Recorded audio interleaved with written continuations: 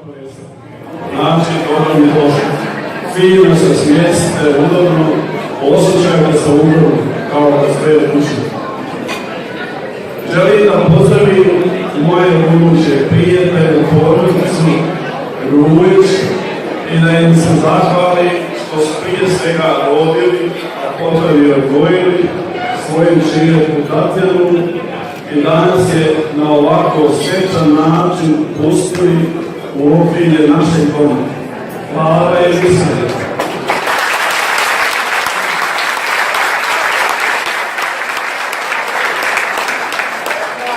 Želim da pozdravim naše kumove koji su danas stavili svoj potpis na one svečane hartije i sa svojim potpisom i zakonski odvančilo je svečani čin.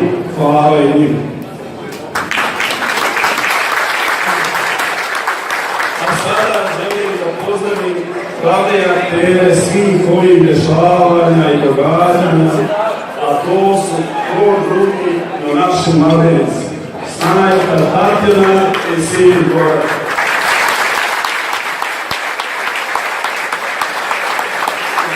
Želim da ih pozdravim i da ih čestitam na ovom životno važnom koraku u budućnost i u sreću i neka im Bog da sve što je najbolje. Hvala im što su nas večeras sabrali ovim povodom i ovim razlogom da se malo sastanemo, da poveselimo, da popijemo.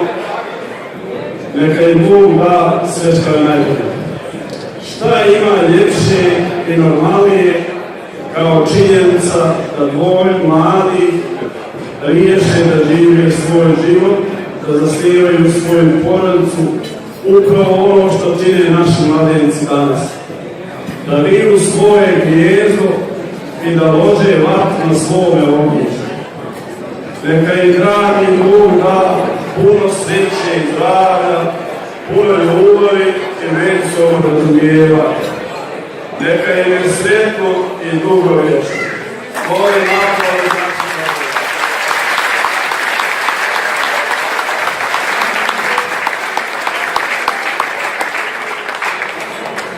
Jesam li ja ovo dobro sročio?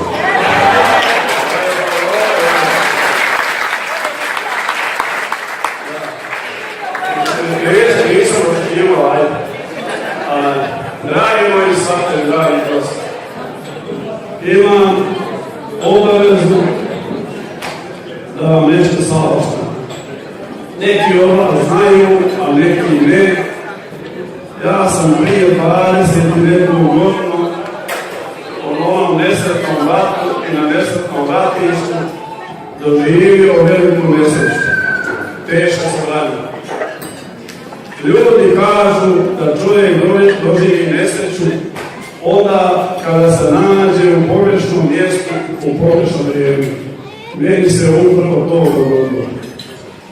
Moja sreća u toj nesreći je bila ta što se u isto vrijeme i na istom mjestu našao jedan veliki čovjek, jedan gospodin koji je ovdje večeras među nama, a on se zove Alija Čulošić. Molim svog prijatelja da ustavim.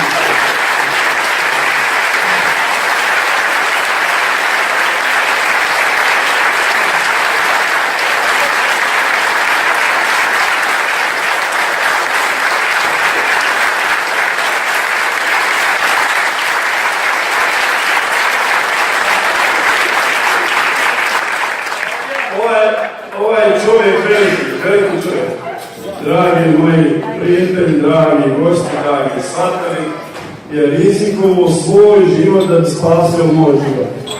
To mogu samo veliki ljudi priznaći da radim.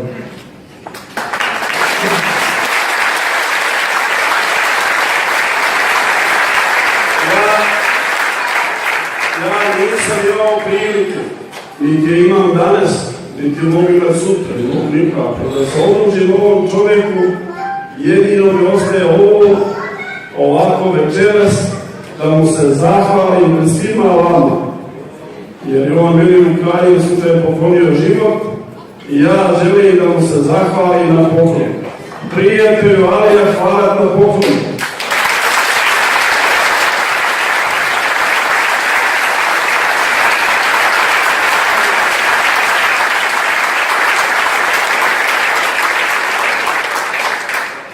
Ovo je očit primjer da ne pije vodu ona od novinara i političara, da smo mi svi ne pijemo.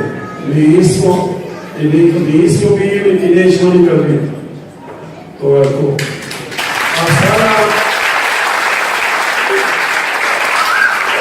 A sada, dragi moji svatovi, dragi gosti, dragi prijatelji, šta ćemo sad?